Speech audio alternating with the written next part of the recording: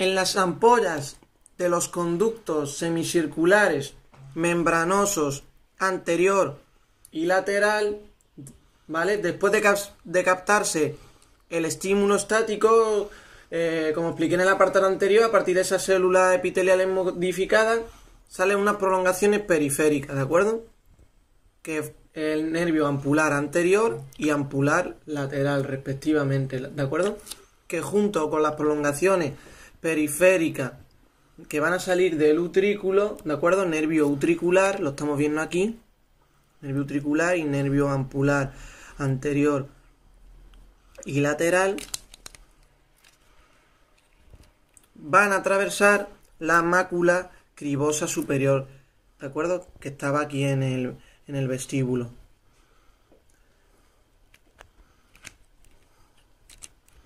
Del sáculo, ¿de acuerdo?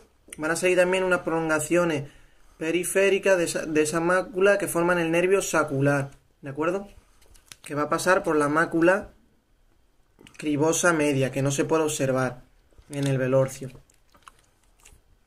Y del conducto semicircular membranoso de su ampolla del conducto semicircular membranoso posterior de su ampolla, sale el nervio ampular posterior, que no se ve en el velorcio, que va a pasar por la mácula cribosa inferior, ¿de acuerdo?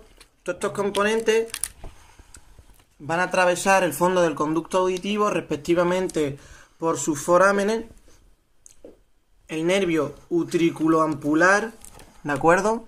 El nervio utriculoampular, que atravesaba la mácula cribosa superior, va a pasar por el área vestibular superior, ¿de acuerdo?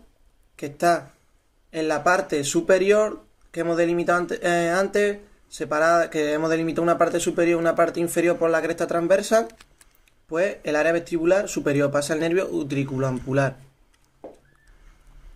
En la parte posterior del fondo del conducto auditivo se encuentra el área vestibular inferior, en la parte más anterior, ¿de acuerdo? Porque esta parte de aquí sería anterior y esto posterior. Ten en cuenta la visión. Pasaría el nervio sacular, ¿de acuerdo? Y por este foramen que estamos viendo aquí, que es el más posterior de la parte inferior, pasa el nervio ampular posterior y se llama foramen singular o de Morgagni. Foramen singular o de Morgagni. Todos estos componentes van a llegar al ganglio vestibular o de Scarpa, ¿de acuerdo? No van a hacer sinapsis, porque en las fibras sensibles no hay sinapsis. Y de ahí sale la prolongación central que forma el nervio vestibular o estático. Ahora vamos a hablar de la sensibilidad acústica, ¿de acuerdo?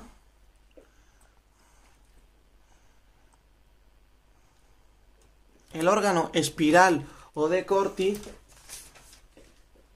que encontrábamos aquí, el órgano espiral de Corti, donde se encontraban las células sensoriales, ¿de acuerdo? Que son células epiteliales modificadas para ser excitables, contacta con primeras neuronas sensitivas, ¿de acuerdo?